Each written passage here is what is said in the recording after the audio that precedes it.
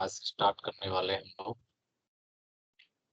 आज की जो फंक्शन है वो है आपके बूलियन फंक्शन। ठीक है। बूलियन फंक्शन यानी इंफॉर्मेटिव फंक्शन भी इनको बोला जाता है, जिनका काम होता है सिर्फ ट्रू और फॉल्स में आंसर देना। जब आप फंक्शन के अंदर फंक्शन लगाओगे ना, तो उनकी बहुत जरूरत पड़ेगी। देखने में छोटे जरूर हैं, लेकिन बहुत बेहतरीन काम करते हैं। इतना आसान नहीं है। टॉपिक ये है कि आज हमने कुछ वैल्यू ली हुई है जिसमें कुछ एरर हैं। जैसे कि आप देख सकते हैं, तो हैशटैग एन ए आ रहा है ना। एन ए का मतलब होता है नॉट अवेलेबल। ठीक है। इस तरह का डेटा, इस तरह का एरर कब देखने को मिलता है? जब आप जैसे वीलुकअप वगैरह बेसिक में पढ़ा है ना सबने। अब मैंने इसमें देखो यहाँ से ना एक रेंज दी हुई है। A4 मैंने टेक्स्ट को सर्च किया है इस रेंज के अंदर, तो इसमें टेक्स्ट तो है ही नहीं क्योंकि ब्लैंक रेंज है। तो इसने क्या कर दिया, नॉट अवेलेबल, भैया डाटा है नहीं। तो इस तरह का एरर दे देता है। यहाँ पर ट्रू कैसे आ रहा है, ये मैंने खुद से लिख दिया है। और यहाँ पर एक मैंने फंक्शन लगाया लॉजिकल। इसका मतलब है इक्वल टू लेस देन 5, कि अगर 10 छोटा है 5 से, तो क्या होगा, छोटा है क्या? 10 5 से छोटा है क्या, ये मतलब आ रहा है। 10 <5, 10 5 से छोटा है क्या? नहीं है ना, तो इसलिए फॉल्स आंसर दे रहा है। ठीक है। अगर यहाँ पे आप ग्रेटर कर दोगे तो ट्रू आ जाएगा। ये लॉजिकल होता है ना, इफ में लगाया था हमने ऐसे, ये ट्रू आंसर आ गया। चलो मैं फॉल्स पे रखता हूँ। एक मैंने यहाँ पे नंबर लिखा हुआ है, यहाँ पर मैंने ब्लैंक जरूर छोड़ा है, लेकिन इन दोनों में से एक के अंदर स्पेस भी लगा दिया है। ये मेरा टेक्स्ट सिंपल लिखा हुआ और ये मैंने वन भी नंबर में डाला हुआ है। ठीक है। तो आज आपको सबसे पहला इंफॉर्मेटिव फंक्शन मिलता है इज नंबर। इज का मतलब है नंबर, मतलब न्यूमेरिकल। कि आपको अगर किसी डेटा में ये सर्च करना हो कि यार ये नंबर है या टेक्स्ट है। कई बार होता है ना, फॉर्मेट हमारा टेक्स्ट होता है, डाला होता है नंबर हमने। तो आप यहाँ पे चेक करिएगा इज नंबर से। इस नंबर में आपको क्या पूछता है, वैल्यू बता दो। तो मैंने दे दी वैल्यू। तो जो मैंने सेल सेलेक्ट किया है, अगर वो नंबर होगा तो ये ट्रू बताएगा, नहीं तो फॉल्स बता देगा। तो ये क्या कह रहा है कि भैया ये तो वाकई में नंबर ही है। लेकिन ऐसे ही मैं सब चीजों को जब चेक करता हूँ, तो यहाँ फॉल्स दिया ना इसने, बिकॉज ऑफ टेक्स्ट। यहाँ पर फॉल्स, बोले ब्लैंक में फॉल्स कैसे होता है? देखो, क्योंकि नंबर ही अगर ब्लैंक है तो आपका टेक्स्ट में ही काउंट किया जाएगा, इसलिए। ठीक है। यहाँ पे क्या कह रहा है, बोले वाकई में नंबर है सर, यहाँ भी नंबर है, बाकी सब जगह फॉल्स है। इसका अपोजिट फंक्शन इज टेक्स्ट, पढ़ा है ना। तो यहाँ पे हमने लिया, ये क्या करेगा, ये टेक्स्ट को ढूंढेगा। अब ये इसका अपोजिट हो गया ना, यहाँ ट्रू है तो यहाँ फॉल्स कर दिया उसने। ये देख लीजिए, यहाँ ट्रू है, यहाँ भी फॉल्स है। और हाँ, लेकिन यहाँ ट्रू कैसे है? यस, इसलिए तो मैंने एक ब्लैंक छोड़ा था, एक में स्पेस लगाया। ये देखिए, तो जहाँ स्पेस आपने लगा दिया है ना, देखने में ब्लैंक लग रहा है, अभी बोल रहा था ना मैं। स्पेस आपका यहाँ पर टेक्स्ट में काम आता है, टेक्स्ट फॉर्मेट होता है स्पेस का मतलब। इज इवन, अगर यहाँ पर हम इज इवन लगाते हैं, इवन नंबर कौन से होते हैं भाई? ऑड इवन नंबर सुना है? सुने होंगे, हाँ जी। क्या होते हैं ऑड इवन नंबर? दिल्ली में सीरीज चलाई थी केजरीवाल ने एक बार, ऑड इवन। एक दिन ऑड नंबर की गाड़ी चलेंगे, एक दिन इवन नंबर की चलेंगे। बताइए, ये वन ऑड है कि इवन है, जो मैं एक नंबर सेलेक्ट कर रहा हूँ? जिस नंबर को 2 से डिवाइड करने पर 0 आंसर आए, यानी पूरी पूरी तरह विभाजित हो, वो हमारा इवन नंबर होता है। ठीक है। अब ये क्या कह रहा है भैया, तो इवन है ही नहीं। 2, 4, 6, 8, 10, 12, 14, ये क्या है? 2 से पूरी पूरी तरह से विभाजित है। इनको इवन नंबर की कैटेगरी में रखा जाता है। तो ये क्या ढूंढ रहा है? Even, even number. ठीक है। तो इवन नंबर यहाँ पे क्या है? ये इवन नंबर है, आ रहा है ना। अब बात आती है ऑड। ये इसका ऑड नंबर ढूंढेगा। तो ये तो ऑड है। जो एरर है वो तो एरर ही आएंगे, वो तो उनके हिसाब से लिया मैंने। ठीक है। नंबर को नंबर के हिसाब से देखें। तो यहाँ पे 3 नंबर आपको नजर आ रहे हैं, इन पे ध्यान दीजिएगा। ये ऑड है कि नहीं है? आगे ना ट्रू, 2 से डिवाइड नहीं हो रहा है। इज ब्लैंक, ये कैसे कंफर्म होगा कि इसमें जो रेंज हम लोग दे रहे हैं उसमें एक्चुअल में कितने सेल्स ब्लैंक हैं? भाई गलती से स्पेस भी तो लग गया है ना, हमने लगाया था, तो ये उसको बता देता है। तो यहाँ पे ट्रू हो रहा है बस। ये देखिए, कह रहा सर यही ब्लैंक है बस, बाकी कहीं ब्लैंक नहीं है। देखने में तो ये भी ब्लैंक लग रहा है मुझे, लेकिन स्पेस लगाया हुआ है इसके अंदर। और देखो, मैं अगर यहाँ भी स्पेस लगा दूं ना, तो एक स्पेस क्यों ना हो। अब देखो जरा, अब ब्लैंक नहीं बता रहा है कुछ भी। तो कई बार ऐसा होता है कि इसमें डाटा लिख तो नहीं रखा, कोई स्पेस तो नहीं लगा रखा, तो वो काउंट कर लेगा। अब ये है एरर के लिए 3 फंक्शन। एक का नाम है इज एर, एक का नाम है इज एन ए, और एक इज एरर। इज एर का मतलब भी एरर ही होता है। पहले ज्यादा यूज करते थे, आज इसका रिप्लेसमेंट इज एरर आ गया। मैं समझा देता हूँ इसका क्या बेनिफिट है। ज्यादा बेनिफिट इसका होगा नहीं, क्योंकि ये जो एरर लेगा ना,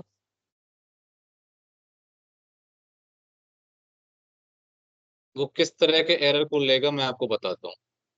देखो, सिर्फ यहाँ पे एरर काउंट किया इसने, हमने 10 को 0 से डिवाइड किया हुआ है, तो डिवीजन एरर आ रहा है।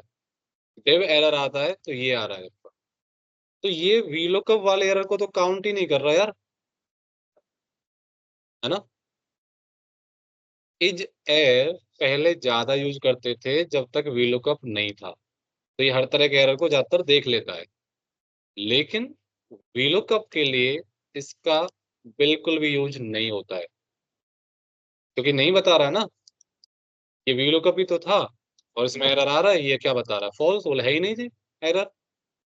तो इसलिए हाँ, नहीं नहीं, ये एरर ही तो है, तीनों एरर ढूंढते हैं कि एरर कहाँ पे आ रहा है, किसी भी डाटा में है। ठीक है।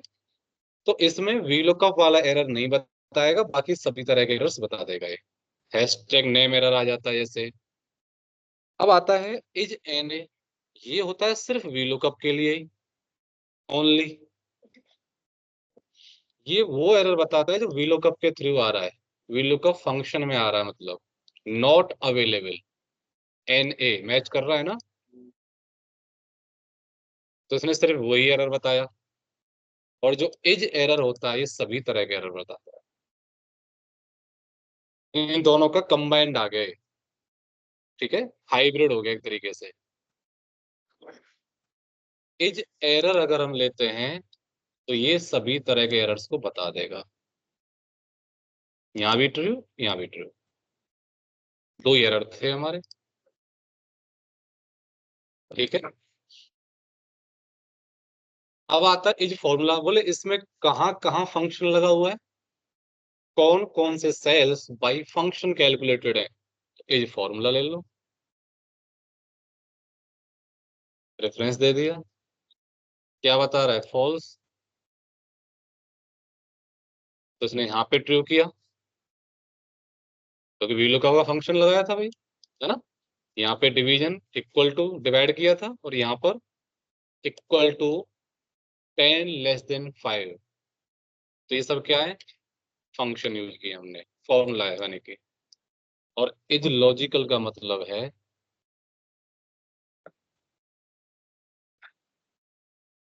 कि यहाँ पर सिर्फ लॉजिकल फंक्शन यूज किया है। लॉजिकल फंक्शन है या नहीं इसकी पहचान करेगा इज लॉजिक। कह रहा है ये दोनों लॉजिकल है नीचे वाले। अगर आप ट्रू फॉल्स लिखोगे भी, मतलब यदि ये है या नहीं है, ट्रू और फॉल्स में आंसर देता है। जैसे मैंने नहीं बोला क्या 10 छोटा है 5 से, ऐसे वाला इफ इस तरह से लगाते ना, तो ये लॉजिकल फंक्शन है। तो सिर्फ यहाँ पे ट्रू आ रहा है क्योंकि दोनों जगह। यहाँ पे फंक्शन क्यों नहीं है? क्योंकि आपको पता है कंप्यूटर की लैंग्वेज में 0 1 चलता है, मशीनी कोड। तो 0 का मतलब क्या होता है? फॉल्स। और 1 का मतलब ट्रू। समझे? हाँ। तो वहाँ ट्रू फॉल्स लिखो या ट्रू फॉल्स निकाल लो, ऐसे करके वो लॉजिकल में काउंट किया जाएगा। दोनों लॉजिकल फंक्शन है। अगर यहाँ फॉल्स भी लिख दूंगा तो भी वो लॉजिकल है क्योंकि ये कंप्यूटर की लैंग्वेज में चलता है, तो भी वहाँ ट्रू दिखा रहा है। लॉजिकल फंक्शन ट्रू फॉल्स में तो आंसर देते हैं भाई। तो ये समझ में आए इंफॉर्मेटिव फंक्शन जो सिर्फ हमें एक इंफॉर्मेशन दे रहे हैं सेलेक्टेड रेंज के अंदर, कि ये नंबर है कि नहीं है, ये टेक्स्ट है कि नहीं है, ये ऑड नंबर है कि नहीं है, ये इवन नंबर है कि नहीं है ना।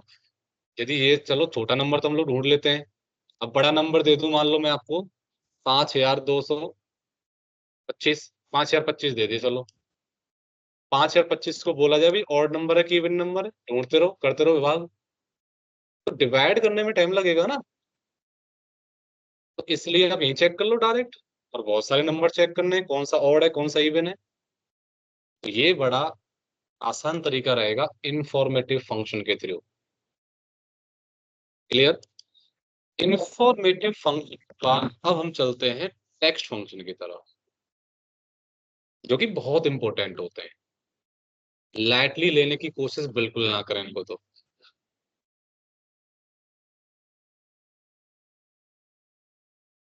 टेक्स्ट फंक्शन क्या होते हैं? वैसे तो देखो मैंने आपको लोअर अपर प्रॉपर के बारे में बताया हुआ है। देखो इनको यहाँ पे आप नॉर्मली पढ़ लो, लेकिन कल की जो क्लास लगाऊंगा ना, उसमें इनका रियल एग्जांपल देने वाला हूँ। आपके लेफ्ट राइट मिड का भी, और आपके सर्च, फाइंड, ट्रिम, सब्स्टिट्यूट, और भी हैं, कॉन्केटनेट, रिप्लेस, एंड। चलिए स्टार्ट करते हैं।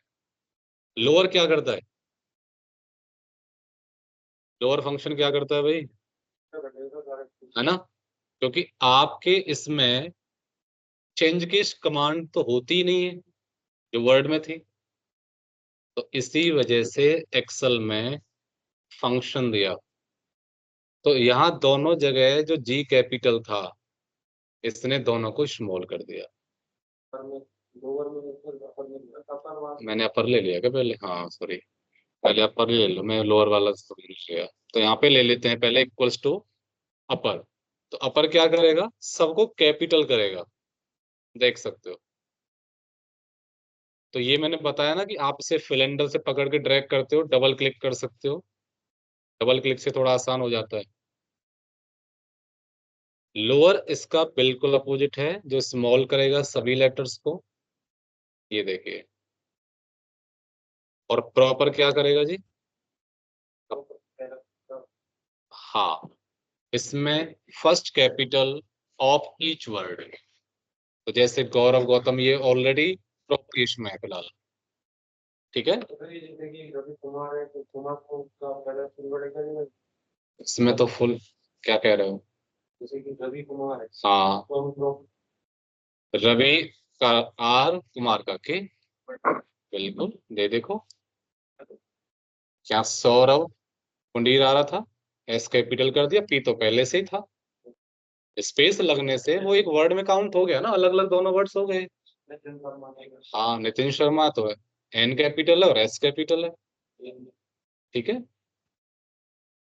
लेफ्ट राइट मिड को किस तरह से यूज किया जाता है? लेफ्ट राइट मिड का बेसिकली वर्क क्या है? हाँ, किसी भी सेल में से आप लेफ्ट साइड से अगर लेफ्ट फंक्शन लगा रहे हो, तो लेफ्ट साइड से करेक्टर उठा सकते हो। और डिपेंड करता है कि कितने। तो जैसे कि मैंने आपको बेसिक एक्सेल में भी सिखाया था जीएसटी नंबर का फॉर्मेट लेकर, है ना। तो यहाँ पे भी हम लोग ऐसा ही कुछ करने वाले हैं। भाई ये लेफ्ट फंक्शन लगाया, तो इसमें सबसे पहला पैरामीटर तो टेक्स्ट ही था। अब कह रहा भाई कितने करेक्टर चाहिए। अब मैं 2, 4, 6, 8, 10 जो भी लेना चाहता हूँ उतने डाल सकता हूँ। अगर मैंने कहा कि मुझे 5 चाहिए या 6 चाहिए, तो मैंने 6 डाल दिया। ठीक है, गौरव निकाल के दे दिया इसने। लेकिन 6 6 करेक्टर निकाल के देगा, ये मत समझने लग जाना स्टार्ट फर्स्ट नेम को निकाल के दे रहा है सभी के। ये मत समझ जाना, बिल्कुल नहीं, क्योंकि ऐसा नहीं होगा। यहाँ तो हमने जो 6 करेक्टर डाले हैं वो गौरव के हिसाब से डाले हैं। अब हर किसी का फर्स्ट नेम 6 करेक्टर से थोड़ी ना जरूरी है। किसी के में 5 भी हो सकते हैं, किसी के में 3 भी हो सकते हैं, है ना। तो इस तरीके से आपको इसका ध्यान रखना पड़ेगा। इनका मैं प्रैक्टिकल कराऊंगा, फिलहाल इनको समझें, बेसिक समझें इसका। कल इसका प्रैक्टिकल पे आ रहा हूँ। लेफ्ट के बाद राइट क्या करेगा, जो राइट पोजीशन से रहता है। क्योंकि इसलिए बेसिक दोबारा रिपीट कर रहा हूँ, जिससे कल आप इनको आसानी से समझ लें। अच्छा, मैंने इसमें कुछ भी नहीं डाला। मैंने बताया था ना स्टार्टिंग में कि अगर स्क्वायर ब्रैकेट आ रहा है तो वो आपका पैरामीटर कंपलसरी नहीं होता है। तो अगर आप इसमें नंबर ऑफ करेक्टर नहीं भी डालते हैं ना, तो ये फंक्शन आपको एरर बिल्कुल नहीं देने वाला। फिर बाय डिफॉल्ट क्या 1 की 0 ले लेता है, 1 पोजीशन ले लेगा। तो अगर हम इसमें पैरामीटर डालते हैं तो बता दीजिए भाई कितने चाहिए राइट से। अगर राइट से मैंने 6 बोल दिया, तो राइट से गौतम उठा लिया इसने, तो राइट से 18 सबके 6। अब किसी का तो सही मिल जाएगा। और अगर इसमें एक चीज और होती है, अगर गलती से तुमने पीछे स्पेस भी लगा दिया होता ना, हाँ, तो ये यहाँ भी तो दिक्कत करता। अब ये एक स्पेस ले रहा है और 5 उठा रहा है, तो गौतम का जी हटा दिया इसने। क्योंकि स्पेस भी मैटर करेगा। ठीक है, दोनों तरफ, हर जगह जहां भी करेक्ट उठाने की बारी आएगी वहां स्पेस भी मैटर करेगा। इस बात का ध्यान रहे। और मिड जो बीच में से निकालता है। इसमें कह रहा है सर टेक्स्ट बता दीजिए, मैंने दे दिया। फिर कह रहा है स्टार्ट कहाँ से करें, क्योंकि लेफ्ट राइट तो डायरेक्ट था। अब बीच का मिड पॉइंट तो आपको बताना पड़ेगा ना। तो स्टार्ट नंबर का मतलब क्या होता है। अब देखो इसमें मुझे ये बताओ, सारे के सारे पैरामीटर कंपलसरी है कि कोई नॉन कंपलसरी भी है। मिड के अंदर सभी पैरामीटर कंपलसरी है। देख लो ध्यान से, तीनों ही डालने पड़ेंगे आप। टेक्स्ट दे दिया, स्टार्ट नंबर दिया, और नंबर ऑफ करेक्टर, ये तीनों ही डालने पड़ेंगे। तो यहाँ पर स्टार्ट नंबर मैंने क्या कहा कि गौरव, गौतम जो नाम लिखा है उसमें मुझे RAV निकालना था, बस वही। तो RAV निकालने के लिए मुझे क्या डालना पड़ेगा बताओ, सिंटेक्स। RAV सिर्फ निकालना है। तो बताओ मैं क्या सिंटेक्स बनाऊं इसके लिए। बताया हुआ है यार ये तो, कोशिश करो। अब मुझे नहीं पता, तुम बताओ, कोशिश करो पहले। स्टार्ट नंबर का मतलब समझो, नंबर ऑफ करेक्टर का मतलब समझो। 3 होगा। 3 नंबर पे आ रहा है क्या आर।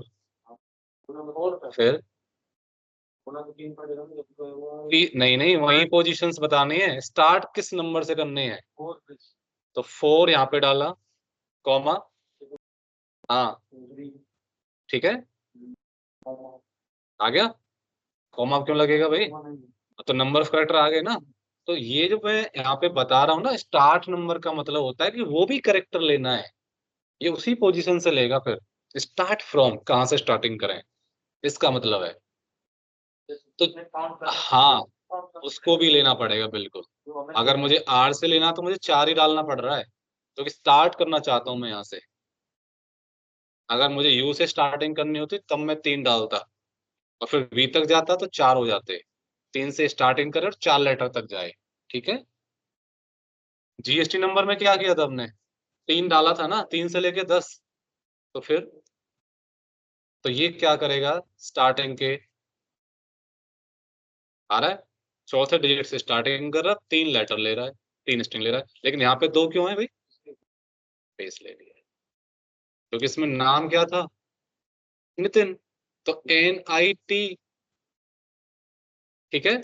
चौथा हो गया आई, तो आई से स्टार्टिंग किया इसने, आई और एन तो 2 हो गए, एक स्पेस ले लिया पीछे वाला। ये देखो। तो लेफ्ट राइट मिड बेसिकली क्या करते हैं, आपके सेल को सब्ट्रैक्ट करने के काम आते हैं अकॉर्डिंग टू कंडीशन। आप लेफ्ट से उठाना चाहते हो तो लेफ्ट से निकाल के दे देगा, राइट से लेना चाहते हो तो राइट से, और बीच में से लेना चाहते हो तो बीच में से है।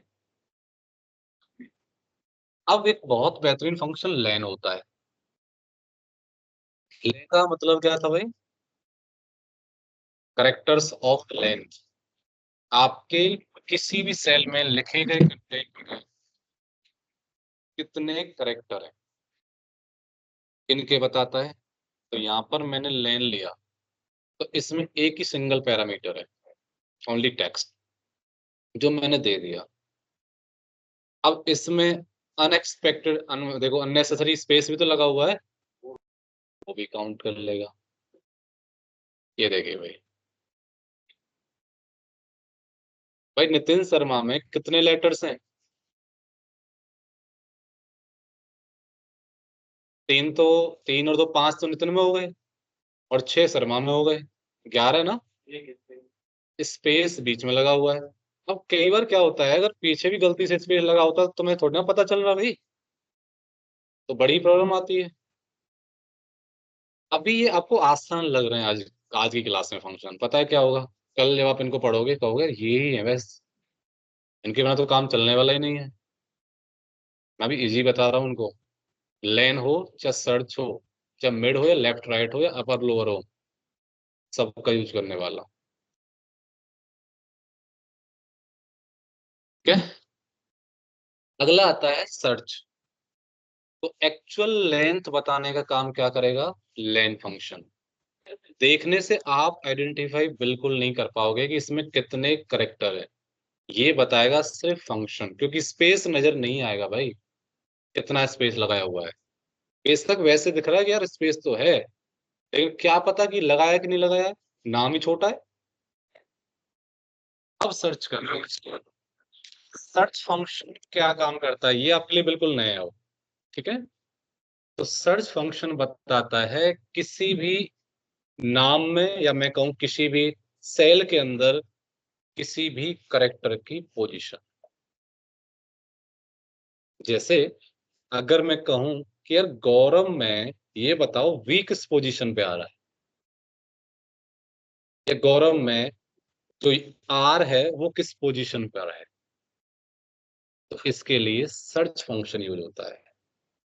सर्च और फाइंड दोनों ट्विंस ब्रदर है, दोनों को काम एक ही है, लेकिन डिफरेंस है दोनों के बीच में। प्रैक्टिकली दिखाता हूँ, आपकी जानकारी लिए सिर्फ इतना बता दूं, फाइंड केस सेंसिटिव होता है, सर्च केस सेंसिटिव नहीं होता है। क्यों होता है वो समझो। अगर हम इसमें सर्च फंक्शन यूज करते हैं, तो पहले पैरामीटर क्या कह रहा है, क्या ढूंढना चाहते हो। तो हमेशा ध्यान रखना, जब कोई टेक्स्ट हम सर्च करें ना, तो वो इन्वर्टेड कॉमा के अंदर आएगा, इस बात का ध्यान रहे, ठीक है। ऑलवेज रिमेम्बर वन थिंग, ये हमेशा ध्यान रखना। जैसे काउंटिंग में नहीं सिखाया मैंने, बेसिक एक्सेल सिखा रहा था जब मैं, तो जैसे मैं ए को काउंट कर रहा था तो इन्वर्टेड कॉमा में मैंने दिया। तो टेक्स्ट के लिए यानी स्ट्रिंग के लिए आपको इन्वर्टेड कॉमा लगाना पड़ेगा। नंबर होता तो कोई दिक्कत नहीं थी। तो ये कह रहा है कि जो ए ढूंढना है, फाइंड टेस्ट, कॉमा लगाया, दूसरा पैरामीटर क्या कह रहा है, इसमें, इसमें ढूंढना है, बोले सर इसमें ढूंढना है, तो ब्रैकेट बंद करिए, क्योंकि वो ऑप्शनल है। तीसरा पैरामीटर स्टार्ट नंबर आ तो रहा है, लेकिन क्या है कि वो ऑल्टरनेट है, आप देख रहे स्क्वायर ब्रैकेट लगा हुआ है, तो हम नहीं भी डालेंगे तो भी हमारा आउटपुट मिल रहा है। तो इसने ए को ढूंढा है, लेकिन आप ये देखिए क्या ए वाकई में सेकंड पोजीशन पर है ना, जी के बाद है। लेकिन इसने इसी ए को क्यों ढूंढा, बाकी भी तो ए हैं आपके पास, उनको क्यों नहीं ढूंढ रहा है? भाई अगर मैं नॉर्मली, जैसे मान लो स्टूडेंट्स की लाइन लगी हुई है और उसमें कई एक नाम से बंदे हैं, हेमराज नाम के 4-6 बंदे हैं, अब मैंने ढूंढ रहा हूँ फर्स्ट रो में ही, तो मुझे सेकंड पे ही मिल गया उसे, ये बैठा हेमराज, तो मैं आगे क्यों ढूंढूंगा फिर, है ना। लेकिन अगर मुझे अगले वालों को ढूंढना है तो पहले वाले को स्किप करना पड़ेगा, है ना, तो ये बताना पड़ेगा ना कहाँ से ढूंढे हैं। तो यहाँ पर कौन से वाले को ढूंढना चाहते हो, इसके लिए आपको उसे स्किप करना पड़ेगा। तो आपका थर्ड पैरामीटर इसी बात को कहता है, इसको समझ लेना, ये कल बहुत यूज करूंगा मैं। तो ये कह रहा है स्टार्ट नंबर। तो स्टार्ट नंबर का मतलब है कौन से नंबर से पोजीशन से स्टार्टिंग करें हम लोग। अब देखो यार, सेकंड पोजीशन पे तो हमारा वो है, अगर हम 1 और 2 डालते हैं इसमें तो आंसर 2 ही आने वाला है। हमने डाल दिया 3, तो 3 डालने से क्या करेगा, ये यू से सर्च करेगा, ये करेगा यू से सर्च। तो अब कौन सी पोजीशन पे आ रहा है, हम्म? अब ए कौन सी पोजीशन पर है,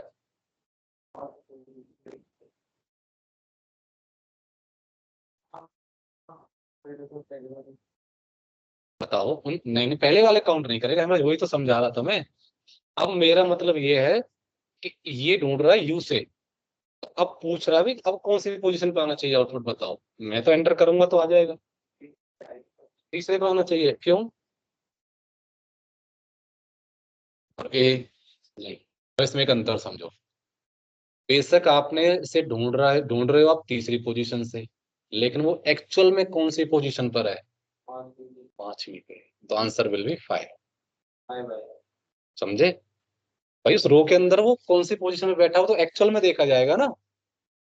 स्टार्टिंग तो तुम कहीं से कर लो, नंबर कौन सा उसका, काउंट शुरू से ही करेगा उस पोजीशन को, आप चाहे कहीं से ढूंढ लो, ऐसे वाला है, ठीक है। तो अगर मैं इसमें मान लो 6 डाल देता हूँ, अब कौन सी पोजीशन पे आएगा, अब कौन से ए को ढूंढेगा ये, गौतम वाले को, और गौतम वाले के लिए भी बहुत सारे स्पेस लगे हुए हैं, तो एक्चुअल में इसकी पोजीशन 14 हो गई। तो ये स्टार्टिंग से लेके चल रहा है। इज दैट क्लियर और नॉट, आया ना समझ में। सर इसमें अगर हमें जितने भी ए हैं सारे काउंट, नहीं नहीं ये नहीं कर सकता, उसके लिए सब्स्टिट्यूट होता है आगे, मैं कल समझाऊंगा उसका मतलब। कोई कहे यार कितने ए हैं काउंट करके बताओ, तो ये इतना आसान नहीं है, मैं समझाऊंगा, अभी डिफिकल्ट चीज नहीं बता रहा कुछ भी, कल की क्लास में बताने वाला हूँ। तो यहाँ पर एक प्रॉब्लम क्या है, अगर इसमें मैं कैपिटल ए भी डाल देता हूँ तब भी 14 पोजीशन आ रही है। मैंने क्या बोला, सर्च फंक्शन केस सेंसिटिव नहीं होता है, मतलब वहां पे स्मॉल में और आप सर्च कर रहे हो कैपिटल में, या फिर यहाँ पे आप स्मॉल कर दीजिए, वहां पे कर दीजिए कैपिटल, ये कोई प्रॉब्लम नहीं करने वाला। यहाँ पे तो फर्क नहीं, यहाँ पे ये इस वाले को देख रहा था ना वो, 14 पोजीशन तो ये है, तब भी 14 ही आ रहा है। तो ये केस सेंसिटिव नहीं होता है, आप सर्च कैसे भी कर सकते हो मतलब। लेकिन अब जो दूसरा फंक्शन ले रहा हूं मैं, फाइंड, इसका ट्विन ब्रदर, तो फाइंड भी बिल्कुल यही काम करेगा। क्या कह रहा है, फाइंड टेक्स्ट, बोले सर इसमें ढूंढना है ए, तो अब मैंने क्या कर दिया, इसमें स्मॉल ए डाला, ठीक है, किस टेक्स्ट में से, इसमें से, और ब्रैकेट बंद कर दिया, आंसर वही दे रहा है ना 2, पहले वाले की तरह ही। अगर मैं 5 डालता हूँ या 3 डालता हूँ, यहाँ पे कॉमा लगा के 3 तीसरे से स्टार्टिंग करवाई, तो 5वीं पोजीशन पे दिखा रहा है। लेकिन अगर मैं यहाँ पर इसे ए कैपिटल कर दूं, अब पता कौन से ए को काउंट करेगा ये गौतम वाले को, स्टार्टिंग तो करेगा तीसरे से, यानी कि यू से स्टार्टिंग करता हुआ जा रहा है, तो ए तो रास्ते में पड़ेगा, लेकिन दिखाएगा 14 नंबर पे, क्योंकि केस सेंसिटिव होता है, जैसा है वैसा ही लिखना पड़ेगा, समझे। इन दोनों में बस इतना सा अंतर है। हाँ, ठीक है। तो यहाँ पर जहां जहां मिल रहा है, अब इसमें किसी में भी ए नहीं मिल रहा है इसको, कैपिटल में तो है ही नहीं ना, लेकिन जैसे ही मैं इसे स्मॉल में डालूंगा तो ये दिखा देगा, और सब में दिखाएगा, जहां जहां होगा, जहां नहीं होगा वहां एरर देगा बस। यहाँ नहीं है बस। ठीक है, तो ये फंक्शन में दोनों मंत्र समझ में आ गया। तो सर्च ज्यादा यूज होता है इसी वजह से, क्योंकि वहां पे हमें झंझट नहीं पड़ता ना कोई भी स्मॉल कैपिटल का। तो फाइंड थोड़ा सा कम है। नेक्स्ट चलते हैं ट्रिम की तरफ। अच्छा, इसको मैं वो कर देता हूँ, फ्रीज है ना, फर्स्ट कॉलम।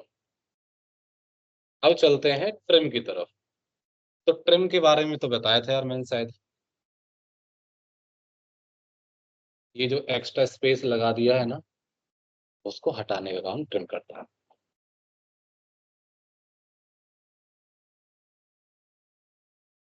ठीक है, बिल्कुल। कहीं भी स्पेस हो, पीछे तो स्पेस बिल्कुल नहीं रखेगा ये। बीच में रखेगा एक, अगर दो नाम है तो, दो वर्ड लिखे हैं तो बीच में एक गैप बनाएगा एक स्पेस का, नहीं तो बिल्कुल नहीं बनाएगा। अगर सिंगल नाम लिखा है तो पीछे स्पेस नहीं देने वाला। बीच में तो होगा, है तो सही, क्यों नहीं है। दो वर्ड अलग अलग है, पीछे नहीं लेगा किसी भी तरह से। और बीच में जो फालतू लग रहा था देखो, उसको रिमूव कर दिया। बिल्कुल। अब ये दोनों ट्विंस हैं, ये भी दोनों ट्विंस हैं।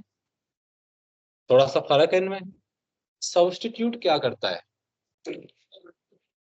सब्स्टिट्यूट भी आपके यहाँ पर लेटर को चेंज करता है। देखो,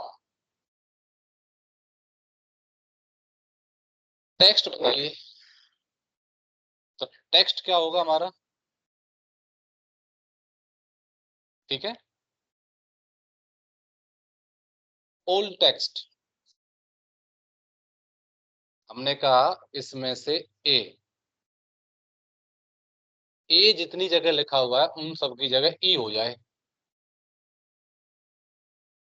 तो पहले हमने क्या दे दिया, ओल्ड टेक्स्ट में दे दिया है स्मॉल ए, और कॉमा लगा के न्यू टेक्स्ट में इन्वर्टेड कॉमा लगा के दे दिया है ई, ब्रैकेट बंद। देखिए ध्यान से, केस सेंसिटिव है जी। ए तो बड़ा भी था इसमें, नहीं लिया ना।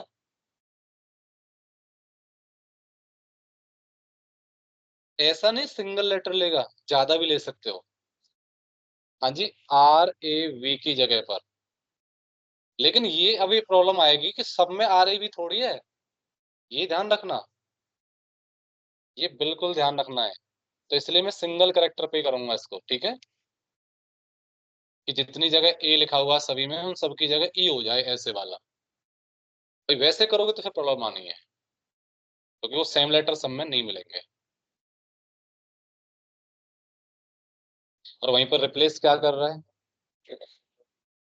Old text. ओल्ड टेक्स्ट क्या होगा हमारा? ये वाला। कह रहा है स्टार्ट कहाँ से करें, स्टार्ट किस पोजीशन से करें। तो मैंने दे दिया है, यहाँ से ले लो आप, इसमें आर ए वी, तीसरे से। और नंबर ऑफ करेक्टर कितने? तीसरे से स्टार्टिंग करेगा मतलब यू से, चलो चौथे से कर लेते हैं यार। चौथे से स्टार्टिंग कर रहे हैं, यानी कि गौ का जी, गौरव का जी ए यू छोड़ दो, आर ए वी को हम लोग चेंज करने वाले हैं। ठीक है, तो हमने क्या किया, चौथे से स्टार्टिंग करो, यानी कि आर से। और कितने लेटर तक? बोले 3 लेटर तक। आर ए वी आ गया ना आया, कॉमा लगा के अब कह रहा है न्यू टेक्स्ट क्या है। न्यू टेक्स्ट अगर हमने लिख दिया इसमें आर ए एम, ये देखो भाई।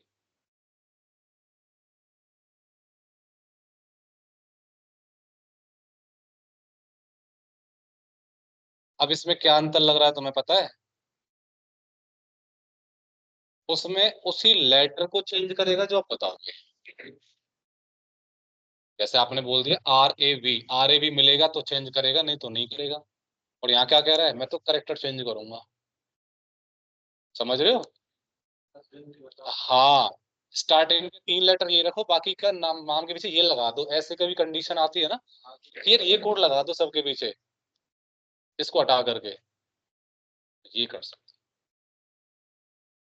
हो। इसमें देखो कहीं भी एरर नहीं देगा। समझ रहे हो ना अंतर दोनों में? ये अंतर है। और कॉनकेट नेट क्या करता है? तीनों को नहीं जोड़ेगा, कितने को जोड़ लो। हाँ, तो ये जोड़ने का काम करता है, ठीक है, ऐड करेगा मतलब, ठीक है। तो यहाँ पे कॉनकेट नेट, तो इसमें देखो 250 पैरामीटर, 3 डॉट्स का मतलब समझ लो। तो यहाँ पर हमने क्या किया, जैसे start, first name, last name ऐसे वाले होते हैं, तो ऐसे ही आप जैसे मान लो लेफ्ट सेंटर राइट ले लेता हूँ इसमें, ये है। तो पहले मैंने मान लो लेफ्ट ले लिया, कॉमा मिड ले लिया, कॉमा राइट ले लिया। तो जैसा वहां पे सीरीज बन रही होगी वैसे देखा है, इसकी कोई प्रॉब्लम नहीं है। और जब आपको ऐसे प्रॉब्लम आती है इतना बड़ा फंक्शन में, तो ये शायद मैंने बताया भी था पहले। हाँ, ये डायरेक्ट काम करेगा। जैसे आप लेफ्ट और एंड का साइन दे दीजिए, मिड, फिर एंड का साइन दे दीजिए, फिर राइट। तो ये भी वही काम कर रहा है ऑलमोस्ट। ठीक है जी। तो आ गया टॉपिक समझ में? तो ये टेक्स्ट फंक्शन जो आज आपको बताए गए हैं, ये सिर्फ और सिर्फ बेसिक्स है। कल इनका इम्प्लीमेंटेशन करने वाले हैं नेक्स्ट क्लास में। तो पहले इनको अच्छे से करके आना, खास करके इनको मैं बता दूं, search, left right mid, substitute, lane, place, इन सब का मैं प्रैक्टिकल करने वाला हूँ।